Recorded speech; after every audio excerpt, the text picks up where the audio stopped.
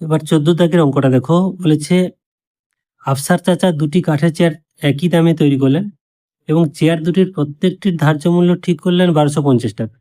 তিনি একটি চেয়ার 8% ছাড়ে বিক্রি করে 15% লাভ রাখলেন। মানে এই যে ধার্য মূল্য, এর উপরে 8% ছাড়ার পরেও তার 15% লাভ রাখলো, মানে ক্রয় মূল্যের উপরে বা খরচের উপরে।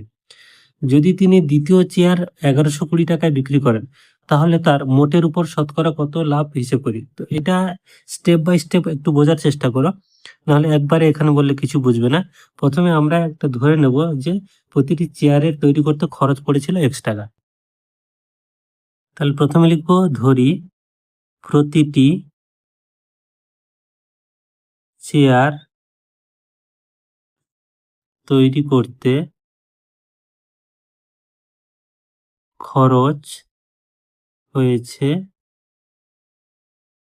X টাকা। এবার প্রথম চেয়ারের ক্ষেত্রে আমরা একটু হিসেব করি, যে প্রথম চেয়ারের ক্ষেত্রে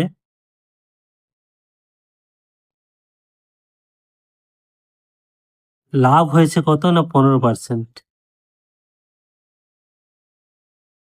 লাভ হয়েছে 15%।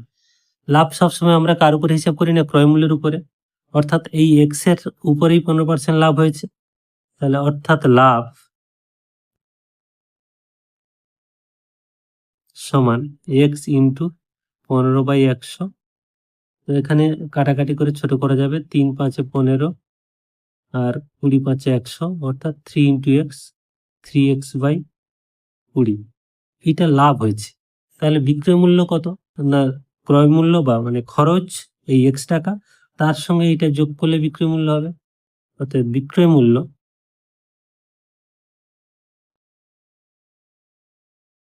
সমান X প্লাস 3x/20 সমান, এখানে 20 লসাগু, 20 ইন্টু x মানে 20x প্লাস 3x, মানে 20x, এটা 23x/20, এত টাকা। তাহলে তার বিক্রয় মূল্য অ্যাকচুয়ালি এক্স ধরে আমরা যে বিক্রয় মূল্যটা পেলাম সেটা হচ্ছে 23x/20, এই টাকাটা। এবার তিনি একটা ধার্য মূল্য ঠিক করেছিলেন, তার উপর এবার হিসেবটা করব কত বিক্রয় মূল্য আসে। তাহলে এখন ধার্য মূল্য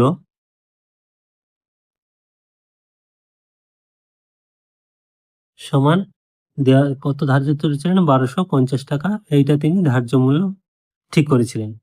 এই ধার্য মূল্যের উপরে 8% ছাড় দেয়। তাহলে ছাড় দেয় এই ধার্য মূল্যের উপরেই দেয়, অর্থাৎ 1250 ইন্টু 8% মানে 8/100। এই 0 0 কাটলো, 2 4 8, 5 2 10, 5 1 5, 25 5 125, 25 4 100। তাহলে 100 টাকা কিন্তু ছাড় দেয়।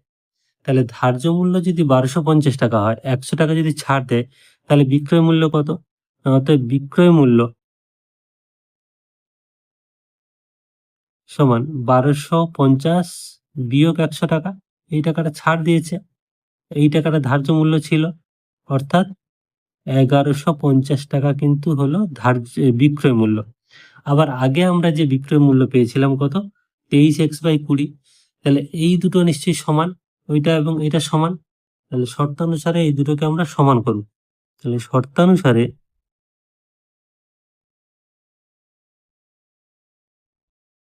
23x/20 ইজ ইকুয়াল টু 1150, এই টাকাটা।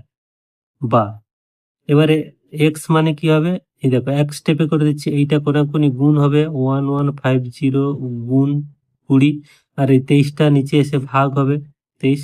এখানে যে মানগুলো দেওয়া থাকে কাটাকাটি করা খুবই সহজ। 20 5 100, 3 5 15, অর্থাৎ এইটাকে 5 দিয়ে কাটলে 115 হবে, আর একটা শূন্য আছে।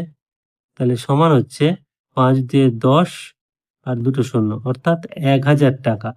তাহলে প্রতিটি যে চেয়ারের যে তৈরি করেছিলেন তার খরচ হচ্ছে 1000 টাকা। তাহলে দুটি চেয়ার তৈরি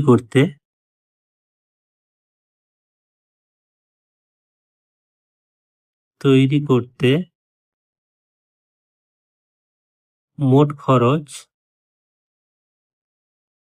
সমান 1000 প্লাস 1000 সমান 2000 টাকা। এটা হচ্ছে দুটো চেয়ার তৈরি করতে মোট খরচ। এবার দুটি চেয়ারের মোট বিক্রয় মূল্য আমরা দেখে নিই। দুটি চেয়ারের মোট বিক্রয় মূল্য,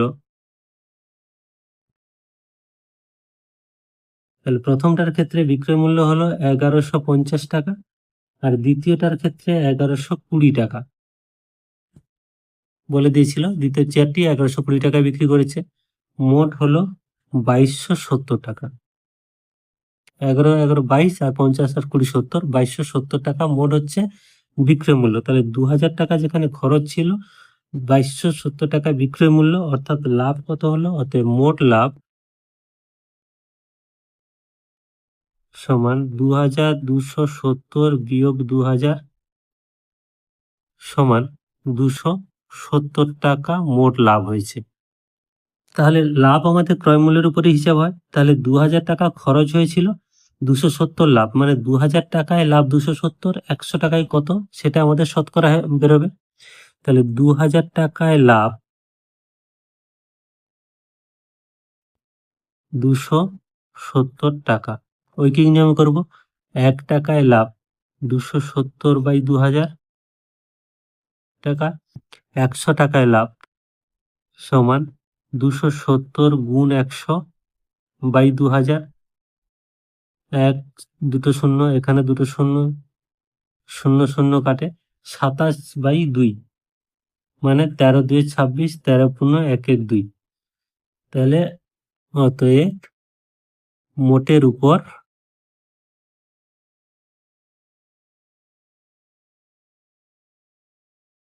শতকরা লাভ 13 পূর্ণ 1 1 2, এটা হচ্ছে লাভ।